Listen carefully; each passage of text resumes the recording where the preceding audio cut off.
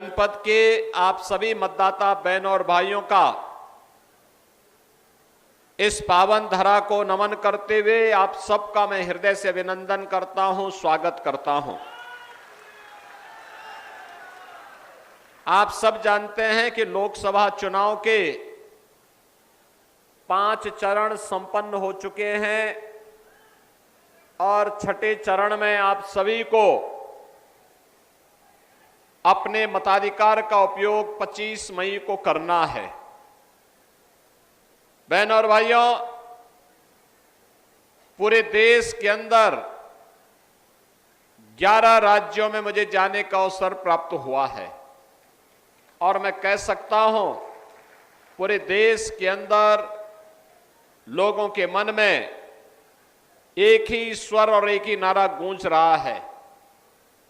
हर एक जनता की एक ही तमन्ना है और वह तमन्ना उनके नारों में गूंज रहा है कि फिर एक बार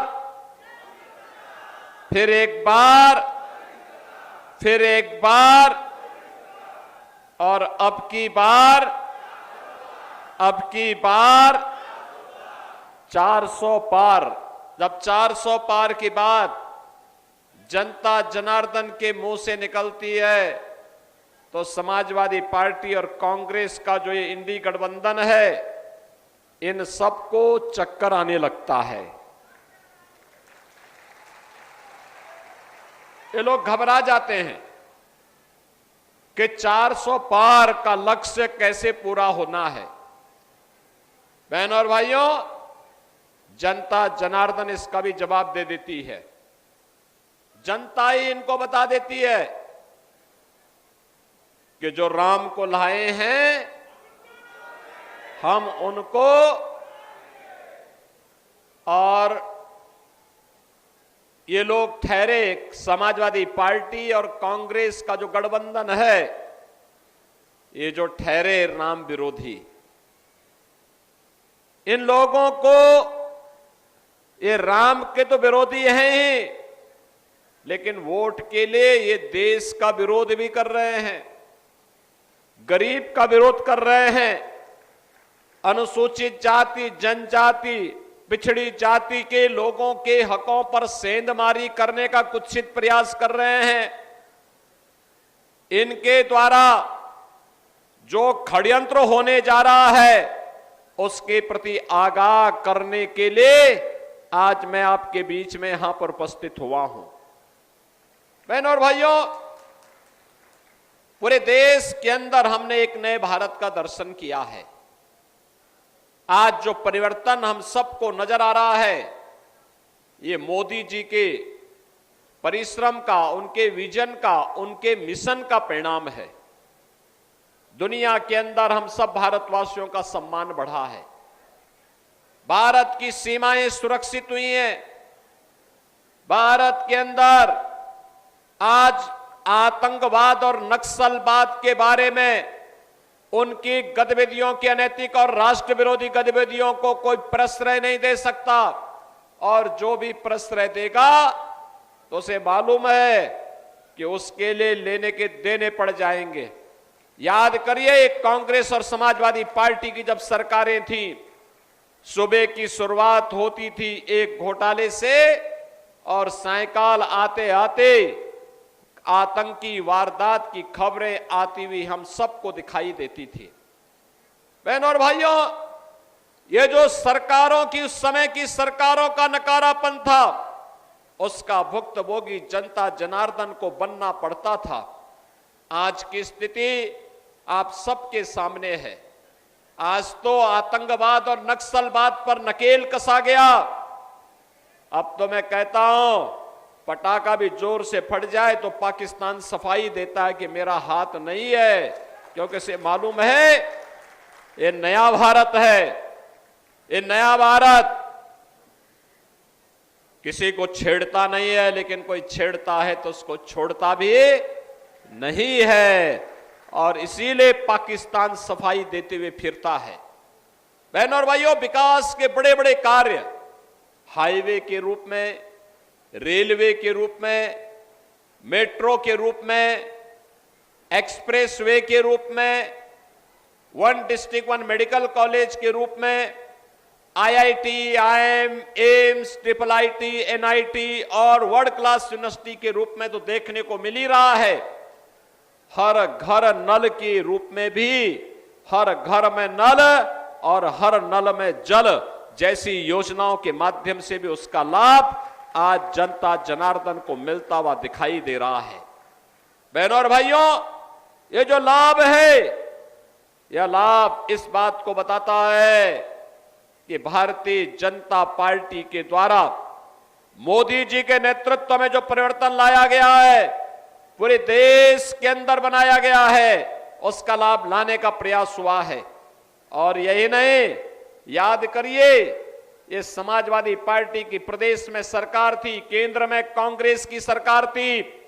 समाजवादी पार्टी की प्रदेश की सरकार के समय गरीब भूख से मरता था, किसान आत्महत्या करता था, नौजवान पलायन करता था, बेटी और व्यापारी सुरक्षित नहीं थी, माफियाओं का आतंक था। और आज मोदी जी के समय में 80 करोड़ लोगों को फ्री में राशन की सुविधा का लाभ प्राप्त हो रहा है।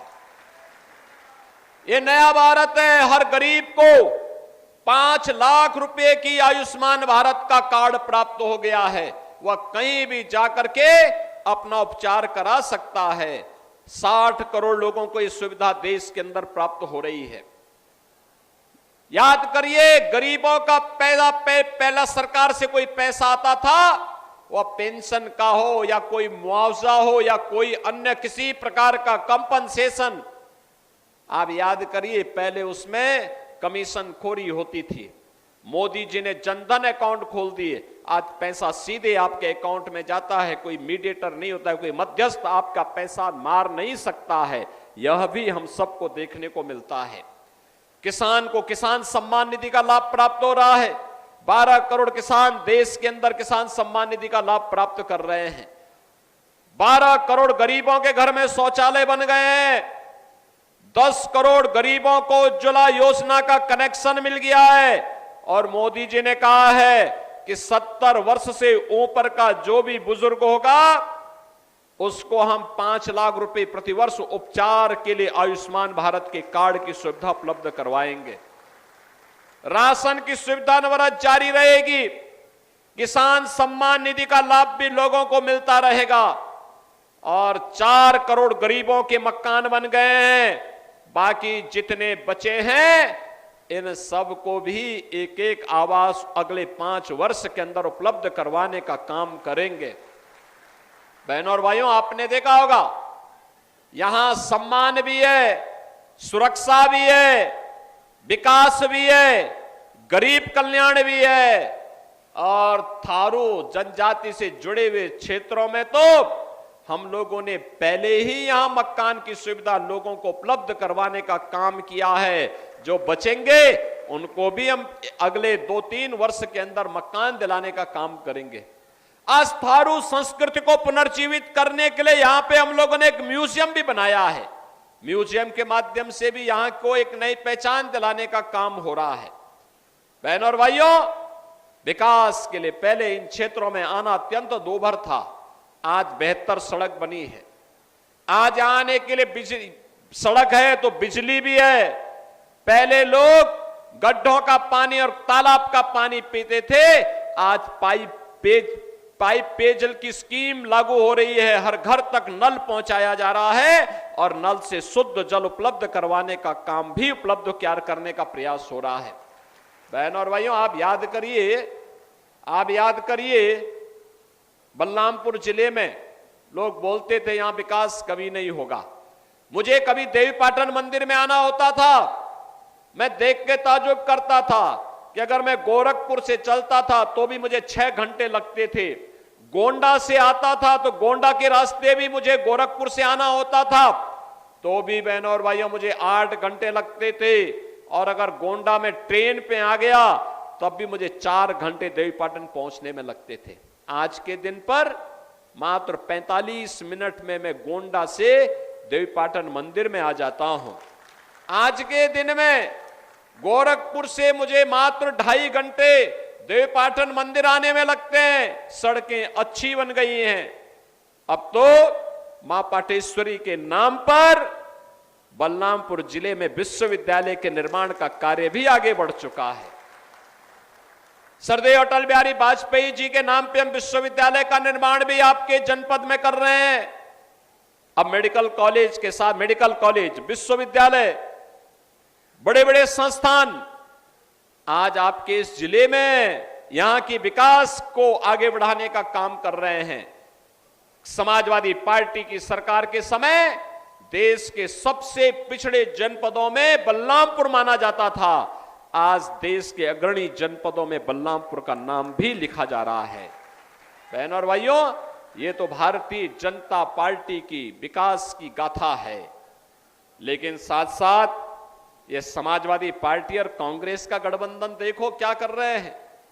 इनके द्वारा क्या क्या गुल खिलाए जा रहे हैं, इनके कारनामों को तो देखो।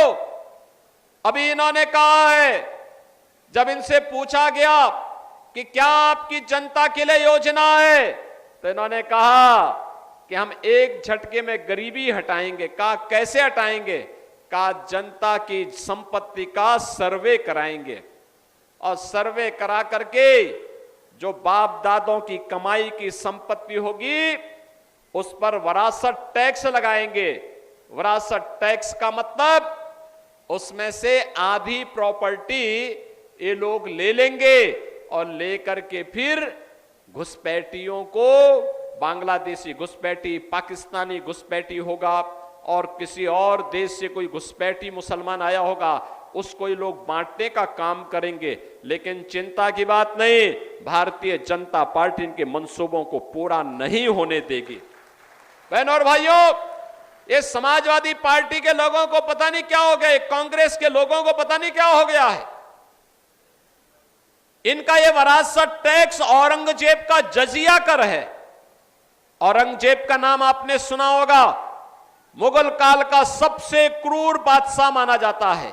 अयोध्या में राम मंदिर इसने तोड़ा, काशी में काशी विश्वनाथ का मंदिर इसने क्षतिग्रस्त किया, मथुरा के मंदिर को क्षतिग्रस्त इसने किया और लगातार देश के अंदर हिंदुओं को अपमानित करने का यह काम करता था। लेकिन इसने हिंदुओं के धर्मांतरण करने के लिए जजिया कर लगाया था, जजिया कर। और कांग्रेस समाजवादी पार्टी का ये विरासत टैक्स औरंगजेब का जजिया कर है, जजिया कर। और इसीलिए औरंगजेब, कोई मुसलमान भी अपने पुत्र का नाम औरंगजेब नहीं रखता, क्योंकि औरंगजेब ने सत्ता के लिए पहले अपने भाई की हत्या की और फिर अपने भाई की हत्या के बाद उसने फिर अपने बाप को जेल में बंद कर दिया। इसलिए कोई मुसलमान भी डर के मारे अपने पुत्र का नाम औरंगजेब नहीं रखता। लेकिन ये समाजवादी पार्टी और कांग्रेस की पार्टी में अब लगता है कि औरंगजेब की आत्मा घुस गई है, जो आप लोगों पर वह विरासत टैक्स लगाने का प्रयास कर रहा है। क्या ये विरासत टैक्स देंगे क्या आप सपा और कांग्रेस को? बहन और भाइयों, ये नहीं देना चाहिए, कतई नहीं, विरोध होना चाहिए, क्योंकि यह देश हमारा है। भारतीय जनता पार्टी मोदी जी के नेतृत्व में जनता जनार्दन की सेवा कर रही है। इसमें भेदभाव नहीं है, सबका साथ और सबके विकास के भाव के साथ कार्य हो रहा है। आपने देखा होगा जितनी योजनाएं मोदी जी के नेतृत्व में भारतीय जनता पार्टी सरकार ने दिया है, इसमें किसी के साथ भेदभाव हुआ है क्या? किसी प्रकार का भेदभाव हुआ है क्या? जब भेदभाव किसी के साथ नहीं है तो बहनों और भाइयों, फिर हमें भी इस बात को ध्यान में रखना होगा कि हम भी किसी के साथ कोई भेदभाव जो भेदभाव करने वाले दल थे, जो चेहरा देख करके करते थे। क्या कहा था डॉक्टर मनमोहन सिंह जी ने जब वो प्रधानमंत्री थे और समाजवादी पार्टी सपोर्ट कर रही थी उस सरकार को? उन्होंने कहा था कि देश के संसाधनों पर पहला अधिकार मुसलमानों का है। अरे हमारा गरीब कहां जाएगा, हमारा दलित कहां जाएगा, हमारा थारू कहां जाएगा, हमारा गौड़ कहां जाएगा, कुर्मी कहां जाएगा, यादव कहां जाएगा, अन्य जाति के लोग कहां जाएंगे? लेकिन इनको मुसलमानों की चिंता थी, इन गरीबों की चिंता नहीं थी। आज जब ये लोग सत्ता से बेदखल कर दिए गए हैं, अब छटपटाहट है इन लोगों में, और इस छटपटाहट का जवाब फिर आपके पास है। और जवाब आपके पास है। जिन लोगों ने आपको विकास के लिए तरसाया था, जिन लोगों ने पानी के लिए तरसाया था, जिन लोगों ने बलरामपुर को एक पिछड़ा जनपद बनाया था, अपने वोट से उनकी जमानत जब्त करने का काम आप करवाइए। करेंगे? करेंगे? 25 मई को चुनाव है और लोकसभा के लिए श्री साकेत मिश्रा भारतीय जनता पार्टी के प्रत्याशी के रूप में आपके बीच में है। बहन और भाइयों, साकेत मिश्रा लोकसभा के लिए हैं और ये आपका शैलेश कुमार सिंह सैलू, ये आपके पूर्व विधायक हैं, उपचुनाव में फिर से आपके प्रत्याशी के रूप में आपके बीच में है। चुनाव जिता के भेजेंगे इन लोगों को, चुनाव जिता के भेजेंगे। देखो, 24 मई तक आप प्रचार कर सकते हैं, 24 मई तक। 25 मई को वोट होना है, वोट पोल करेंगे आप। 24 मई तक घर घर जाकर के जितने लोग यहां पे आए हैं, पूरी गैसड़ी विधानसभा क्षेत्र में गांव गांव जाकर के इन दोनों प्रत्याशियों के लिए लोकसभा में भी और विधानसभा में भी, क्या इनको जिताने के लिए हर घर में कमल खिलाने का काम करेंगे? करेंगे? घर घर जाएंगे, मोदी जी का संदेशा घर घर पहुंचाएंगे। एक ही काम करना है, प्रतिदिन जितने लोग आएंगे, जितने लोग यहां हाथ खड़ा करेंगे, वे बात नोट करें पहले। मैं अपील करूंगा कि वे प्रतिदिन 5 घरों में जाएं, घर के हर वयस्क मतदाता के पास जाकर के उससे कहेंगे कि देश की सुरक्षा के लिए, देश के सम्मान के लिए, विकास के लिए, गरीब कल्याण के लिए और आत्मनिर्भर और विकसित भारत के लिए मोदी जी फिर से प्रधानमंत्री बनने चाहिए। बोलेंगे ना? और मोदी जी को प्रधानमंत्री बनाने के लिए साकेत मिश्रा जी जब यहां से सांसद बनेंगे तब यह संभव होगा। बोलेंगे? और विधानसभा में उत्तर प्रदेश में विकास योजनाओं को लाने के लिए शैलेश कुमार सिंह सैलू, ये तो आपके चिर परिचित चेहरे हैं, है ना? तो ये दोनों लोगों को विजयी बनाने का काम करेंगे, घर घर जाएंगे, विजयी बनाने का काम करेंगे। और दूसरा, 25 मई को पहले मतदान, फिर और कोई काम। क्या करेंगे? पहले मतदान, पहले जलपान नहीं, पहले मतदान फिर जलपान, तब और काम। ठीक है? ये 5 दिन का समय आप देश के लिए दीजिए, कमल खिलाने के लिए दीजिए। आपको आत्मनिर्भर और विकसित भारत का निर्माण मोदी जी बना करके देंगे। सहमत हैं?